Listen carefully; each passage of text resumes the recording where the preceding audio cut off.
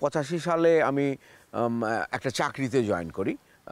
বেঁচে থাকার জন্যে একটা কিছু করা দরকার। তো তখন প্রথমে মনে হয়েছিল যে থিয়েটার ছাড়া আর কোনো কিছুই করব না।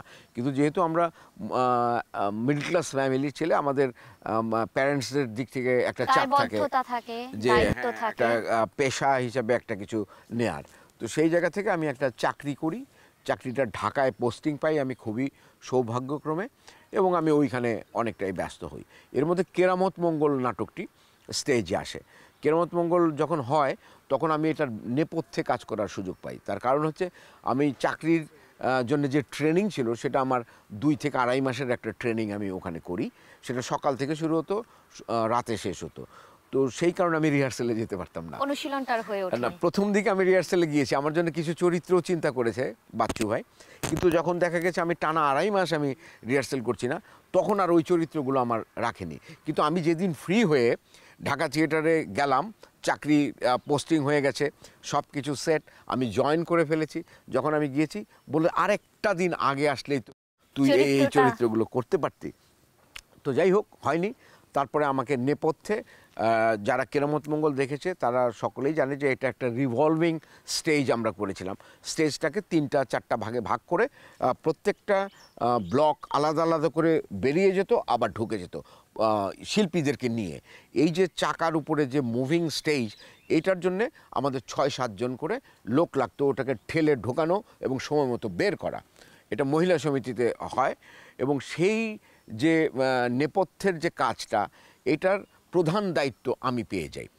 এদেরকে পুরোটা পরিচালনা করা, কে কোন এক্সিটে ঢুকবে বেরোবে, কে কোন এন্ট্রিতে ঢুকবে, এটাকে অর্গানাইজ করা, এবং আমি নিজেও হাত লাগিয়ে ঢোকানো বের করার দায়িত্ব আমার ছিল। সেখানে বাচ্চু ভাই নিজেও কিন্তু ঢুকাতো বের করতো নেপথ্যে থেকে, মানে থিয়েটারের যে বন্ডিং সেটা। কিন্তু আমি ওনার চেয়ে বয়সে ছোট, উনি নির্দেশক, কিন্তু ওই জায়গার নির্দেশনাটা আমার থাকতো। তো তার পরবর্তী সময় যেটা হলো যে আমাদের একজন প্রধান অভিনেতা জহিরুদ্দিন পিয়ার, উনি মোটরসাইকেল অ্যাক্সিডেন্ট করে পা ভেঙে ফেলে। তো দেখা গেল যে আমাদের রানিং প্রোডাকশন 3-4 মাস ধরে হচ্ছে না, আরও 3-4 মাস ওয়েট করতে হবে ওনার সুস্থতার জন্যে। তখন একদিন বাচ্চু ভাই ওই রিহার্সালের মধ্যে হঠাৎ করে বললো যে আচ্ছা, ও যে যে চরিত্রগুলো করে এটা কে করতে পারবে? তো আমি হাত তুলে বললাম যে আমি করতে পারবো। তখন এটা বাচ্চু ভাই খুব অ্যাপ্রিসিয়েট করলো এবং আমাকে সুযোগ দিল। পরবর্তী সময় পিয়ার ভাই 3টা চরিত্র করতো, 3টার মধ্যে আমি 2টো করলাম, আর আরেকটা চরিত্র পীযূষদা করলো। এইভাবে 3টা চরিত্র দিয়ে আমরা শোটা করে ফেললাম। এর মধ্যে ঢাকা থিয়েটারের সাথে আমি কলকাতায় আমাদের যে ফেস্টিভ্যাল হয় সেটা আমি করে এসেছি কীর্তনখোলা নাটক নিয়ে।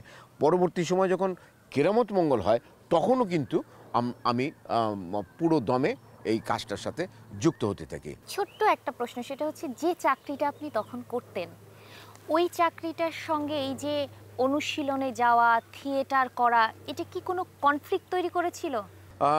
আমার চাকরিটাতে আমি বললাম যে আমার সৌভাগ্য যে চাকরিটা আমি পেয়েছিলাম একটা মাল্টি ন্যাশনাল কোম্পানিতে। তো সেই কোম্পানিতে আমার যে কাজটুকু ছিল, আমি মার্কেটিংয়ে কাজ করতাম। আমার কাজের সময় ছিল সকাল থেকে বিকেল 3টা 4টা বা 5টা বাজলে আমি মোটামুটি ফ্রি হয়ে যাই। তো আমি কি করতাম, সকাল থেকে কাজটা অত্যন্ত ভালোভাবে আমি করবার চেষ্টা করতাম। আর থিয়েটার যেহেতু করেছি বা করছিলাম তখন, ওইখানে যেহেতু মার্কেটিংয়ের কাজ, কথা বলাটা হলো মেইন।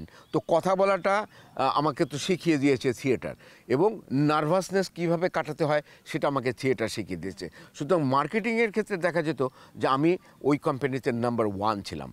আমি যেখানেই যেতাম মানুষকে আমার প্রোডাক্ট দিয়ে, আমার কোম্পানির প্রোডাক্ট দিয়ে খুব অতি সহজে আমি তাদেরকে, সময়টা কম দিলেও হচ্ছিল আর কি, হ্যাঁ, ম্যানেজ করা যাচ্ছিল। এবং আমার খুব সুনামের সাথে আমি চাকরি করেছি। আমি 15 বছর চাকরি করেছি ফাইজার ল্যাবরেটরিজ নামে একটা ওষুধ কোম্পানিতে।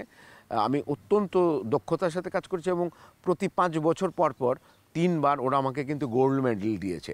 সুতরাং এটা আমার জন্য একটা বড় ইস্যু ছিল। থিয়েটারের কারণেই কিন্তু আমার এটা হয়েছিল, মার্কেটিংয়ের জবটা আমি এত সুন্দরভাবে করতে পেরেছিলাম।